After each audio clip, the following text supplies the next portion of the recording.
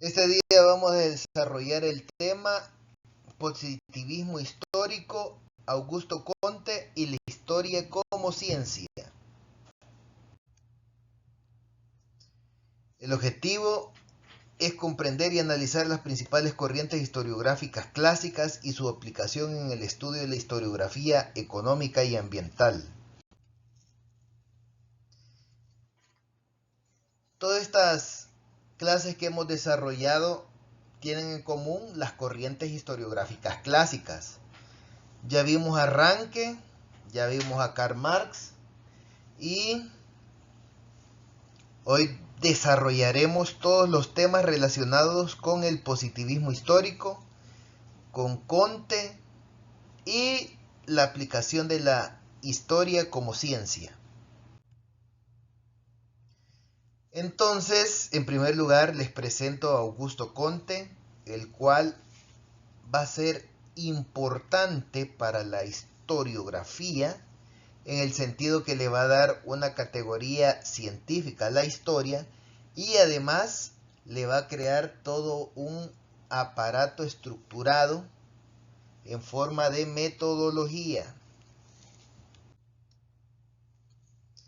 Bien, entonces cuando hablamos del positivismo y su aplicación en la historia y en el análisis de la historia, tenemos que ver que no es un hecho aislado, sino que la historia, o sea, el estudio de la historia se vio impregnado del positivismo. Y eso lo vamos a entender en la medida de que en el siglo XIX se llevaron a cabo una serie de elementos que revolucionaron el pensamiento occidental, es decir, el pensamiento europeo. Dentro de esos elementos a tener en cuenta como un contexto histórico tenemos la revolución industrial y el hecho de que esta revolución industrial potenció a los países europeos a desarrollarse mucho más. Entonces, cuando surge el positivismo en el siglo XIX, Europa tiene una serie de transformaciones políticas, económicas y sociales que son las que van a provocar lo que llamamos modernidad.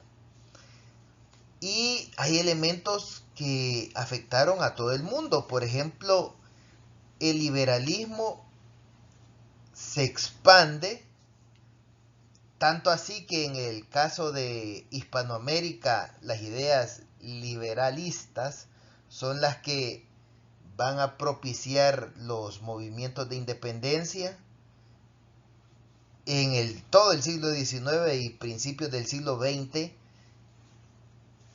Habrá un movimiento que es el liberal, que se convertirá en algunos casos en un partido político. Esas ideas son las que tienen fuerza en Hispanoamérica y además tanto en Europa como en América se crean los estados nacionales, que es algo muy particular porque no estamos hablando de estados ligados con el rey o con un gobernante, sino que se crea el concepto de nación y se crean las ideas que hacen que las personas se consideren parte de una nación. Por eso es que decimos que en el siglo XIX surgen los estados nacionales, en el sentido de que el Estado como organización político-administrativo tiene una legitimidad ligada a la creencia de que todos somos parte de una nación, o sea, no nos unifica un gobernante, una raza, una etnia, sino una nación, un conjunto de ideas que nos hacen ser parte de una nación. Este es un concepto importante, el Estado Nacional. Como parte de la creación de los estados, es necesaria las bases gubernamentales. Y dentro de las bases gubernamentales está la educación. Aquí también en el siglo XIX vamos a ver avances en la educación y en la secularización del conocimiento. Esto es así porque lo que se busca es separar los ideales religiosos para no tener una sociedad ligada a la religión, sino tener una sociedad ligada a la nación. Es decir, que las personas se sientan parte de un estado por el hecho de ser de la misma nación, que tengan ese concepto de nación y no ese concepto de ser parte de una religión.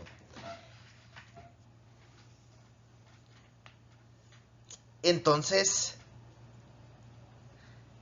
el siglo XIX hay un proceso de secularización de los conocimientos. Eso significa que hay un paso más hacia lo científico, porque no se trata de hacer explicaciones ligadas a lo religioso, sino explicaciones ligadas a el método científico para encontrar las razones de por qué suceden los hechos.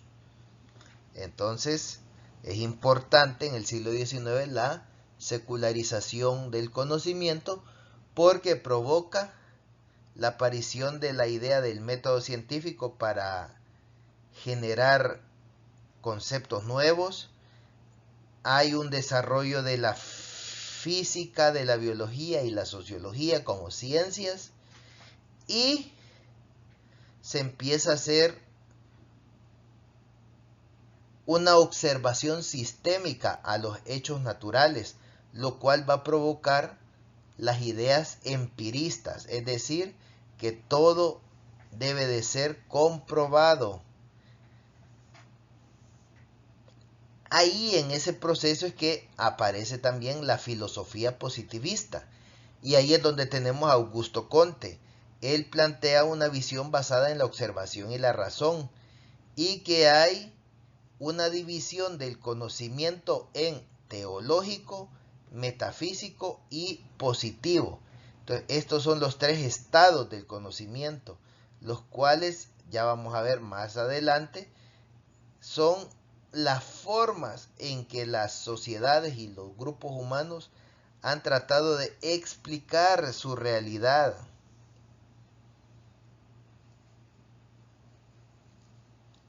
Acá dentro de la concepción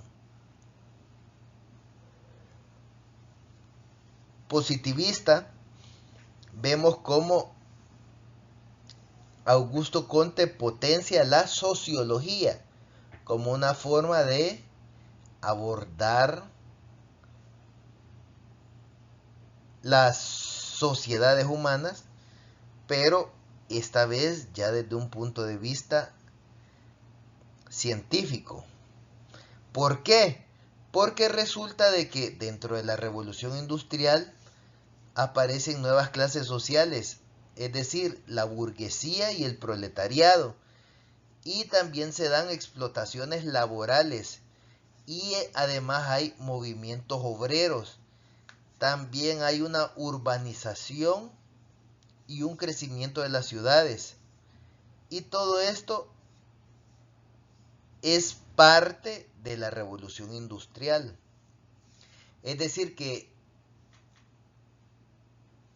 en la segunda mitad del siglo XIX y todo el siglo XIX en sí, los procesos de industrialización fueron importantes y tuvieron mucho que ver con la creación de estas ideas de estados nacionales y estas ideas de crear todo un bagaje basado en pruebas empíricas. Y por eso es que los positivistas hicieron un rechazo a la metafísica. ¿Por qué? Porque para ellos la ciencia es la única fuente válida de conocimiento. Además, el conocimiento va a ser ligado a los hechos verificables y todo esto va a permitir también el surgimiento de teorías como el darwinismo social y la administración pública y la creación de políticas públicas. Entonces, el contexto histórico que vemos en este momento en el que surge el positivismo es un proceso de industrialización, un proceso de eliminación de las ideas religiosas y un proceso de secularización de la sociedad y de la educación, y el hecho de crear estados nacionales. Decir que todos esos elementos son los que van a favorecer el surgimiento del positivismo. De Augusto Comte hay que tener en cuenta los tres estados que él menciona. Para él está el estado teológico, el estado metafísico y el estado positivo. Y esos tres estados son las etapas del desarrollo del conocimiento. Entonces, para Augusto Comte hay una evolución natural de el conocimiento que va desde una parte teológica, es decir, las personas que creen que todo lo que se mueve dentro de la sociedad es por origen divino y por creencias religiosas y explicaciones sobrenaturales. Los hechos naturales, es decir, los fenómenos climáticos, los fenómenos biológicos y demás, se le ven, son explicados por elementos espirituales. Entonces, hay un predominio en las sociedades primitivas y medievales, donde en un primer momento creen en la cantidad de dioses, por ejemplo los griegos, los romanos, los egipcios, pero cuando se supera esa etapa y llega la Edad Media, siempre las personas tienen concepciones religiosas. Obviamente ya no creen en la infinidad de dioses que tenían los egipcios o que tenían los romanos y griegos, pero la concepción es la misma en el sentido de que la explicación de un hecho natural es el resultado de la intervención divina y por lo tanto un elemento religioso. Entonces, por eso es que para Comte el estado teológico es la principal, es la primera, no principal, es el primero de los estados del conocimiento, es decir, el conocimiento teológico. Está después el estado metafísico, donde se reemplazan las explicaciones religiosas, se reemplazan las explicaciones religiosas por conceptos filosóficos y en este caso se buscan causas esenciales y se crean principios universales. Además, dentro del estado metafísico se da la influencia del racionalismo y la ilustración y aparecen conceptos como naturaleza, derechos naturales y la esencia. Es decir, que en este estado metafísico hay una concepción no religiosa, sino ligado a elementos del pensamiento, es decir, conceptos filosóficos abstractos. Y estos conceptos que son racionales y que son parte de la ilustración son los que van a favorecer la aparición de un estado metafísico. Por último tenemos el estado positivo y está basado en la observación, la ciencia y el método experimental. En este caso, en el estado positivo, el conocimiento debe ser empírico y verificable, y hay un desarrollo de disciplinas científicas como la sociología, y además se aplican leyes científicas en el progreso humano. Por lo tanto, podemos decir que hay un estado teológico, es decir, que un dios o dioses son los que favorecen o desfavorecen las acciones humanas. Un estado metafísico ligado en la concepción de conceptos abstractos, y hay un estado positivo que está ligado con las ciencias y con la experimentación, es decir, buscar encontrar la verdad a través de métodos de investigación. Así entonces podemos decir que dentro de la importancia de la ley de los tres estados es que representan la evolución intelectual de la humanidad, justifican la supremacía del método científico, es una inspiración para el positivismo y la sociología, y rechazó la metafísica y la teología dentro de las ideas y conceptos modernos. Por lo tanto, ni elementos metafísicos como los ideales o como las concepciones, ni elementos teológicos como la intervención divina en un hecho natural o antrópico. Y ya dentro de la sociología se crea una serie de elementos que buscan crear una sociología centrada en el progreso social y basada en leyes científicas. Además, se crean una serie de políticas de planificación y orden social y se busca que la administración pública sea positivista. Entonces, la sociología se vio bastante impregnado por los elementos de Comte.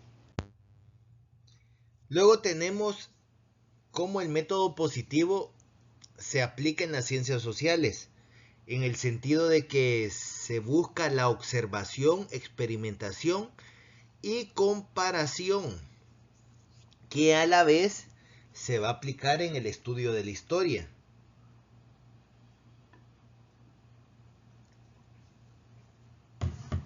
Entonces, en primer lugar, hay que conocer los principios del método positivo. El método positivo está basado en la observación de los hechos. Además, rechaza especulaciones y enfoques subjetivos. Busca leyes universales en el desarrollo social y está ligado al método científico dentro de las ciencias naturales. Estos elementos van a ser importantes cuando se aplique el positivismo en la historia. Observación de hechos, eliminación de elementos subjetivos, creación de leyes y la creación de un método científico. Esos 4 elementos van a estar presentes dentro del positivismo ya como parte de los estudios históricos.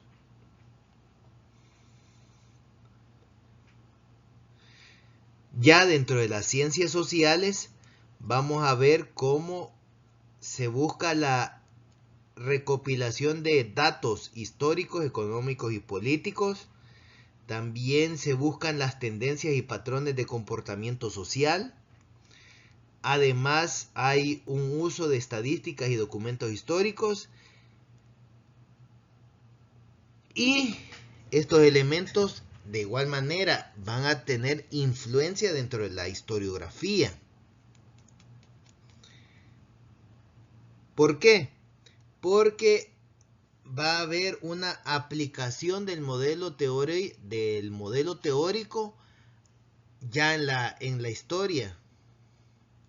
Además, se van a analizar los cambios sociales ligados con los personajes, con los héroes, con los caudillos. Como va a ser una historiografía ligada a los héroes, entonces obviamente va a estar un análisis a las reformas políticas. ¿Por qué? Porque va a convertirse en una historia de los grandes personajes.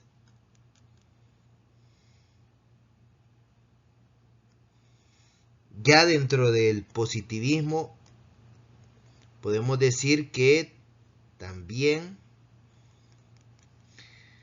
el positivismo buscaba analizar el progreso humano.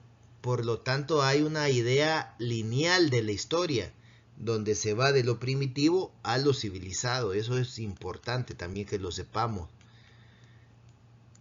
Y este positivismo, que está ligado a las políticas públicas, que está ligado con la historia, va a impactar también la educación y la planificación social, la filosofía y la metodología de investigación. Es decir, el positivismo es una de las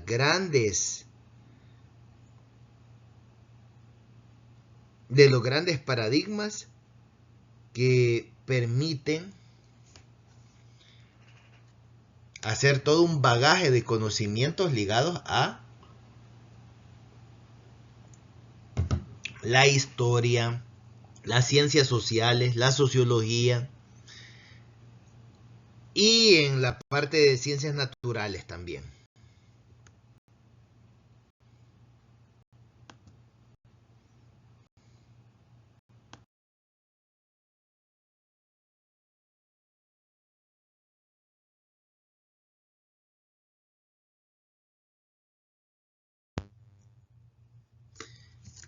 Por último, tenemos la historia como ciencia positiva y la búsqueda de leyes en los procesos históricos.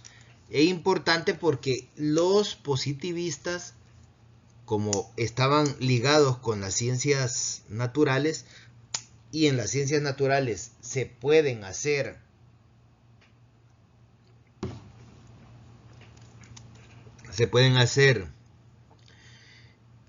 observaciones y aplicar el método científico, pues se pensó que también se podía aplicar el método científico en las ciencias históricas.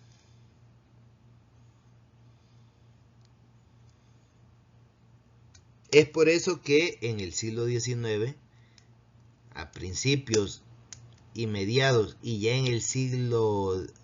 a finales del siglo XIX en la parte de Hispanoamérica, pues la mayoría de profesores y filósofos y demás conocedores de la filosofía van a ser positivistas y van a buscar la identificación de patrones en la elaboración de los hechos, van a analizar los ciclos y tendencias históricas, van a predecir el desarrollo de las sociedades y van a hacer una comparación de civiles para encontrar regulaciones. Es decir, que las leyes dentro de las ciencias naturales se van a aplicar en las ciencias sociales. Veremos si fueron un éxito o no. Eso lo veremos más adelante. Mientras tanto, hay un método positivista. Ese método es la observación rigurosa de fuentes documentales, la experimentación indirecta a través del análisis comparativo, el uso de estadísticas y datos cuantificables y la priorización de la objetividad en la interpretación de eventos. Entonces, el método positivista influyó en la historia y cómo se estudiaba la historia. ¿Por qué?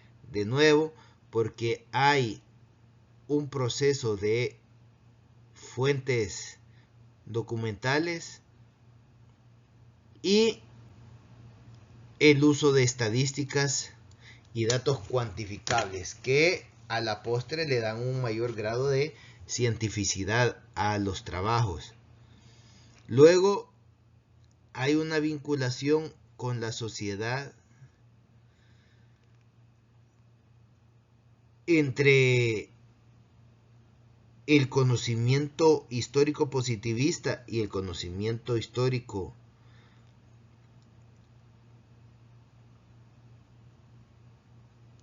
vamos a darnos cuenta de que se empezó a utilizar las fuentes, la metodología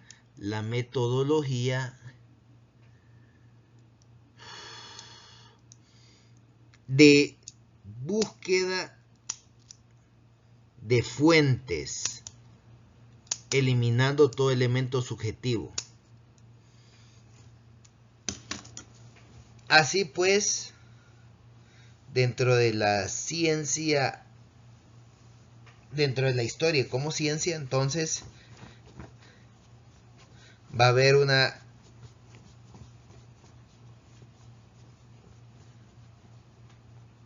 creación y un desarrollo de teorías estructurales sobre la evolución social. Van a haber enfoques en la documentación y verificación. Va a haber un rechazo de enfoques idealistas. Todo esto con el fin de tener una sola producción positivista.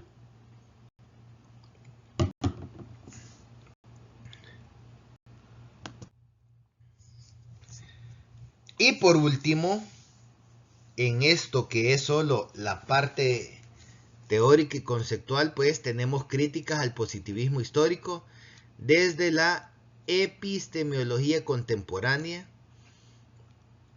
Esto es importante porque dentro de los elementos subjetivos se aplica algo que es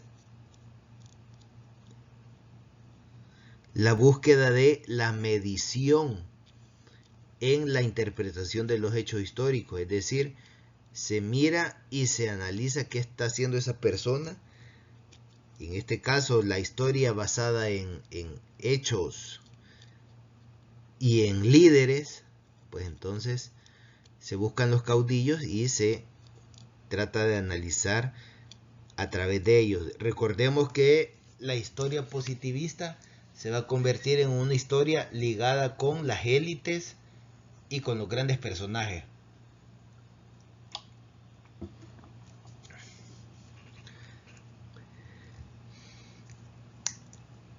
Estos hechos históricos y estos personajes no pueden ser separados del contexto cultural y social. Además,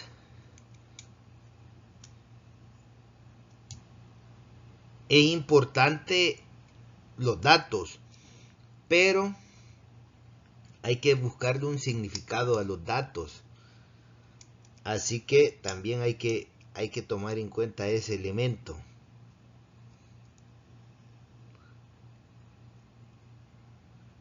Y por último, hay que estar conscientes dentro de la concepción comteana que hay una crítica a las leyes universales de tipo naturalista, que es lo ligado con que cada ser humano